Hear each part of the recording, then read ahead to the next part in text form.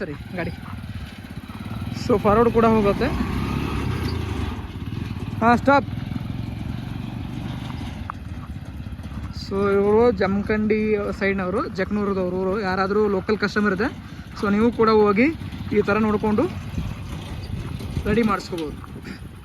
So hydraulic lift ಕೂಡ ಇದೆ ಅದಕ್ಕೆ. ಸರಿ ಆರಾಮಾಗಿ 5 ಕ್ವಿಂಟಲ್ವರೆಗೂ ನಿಮಗೆ ಆರಾಮಾಗಿ ಲಿಫ್ಟ್ ಆಗುತ್ತೆ.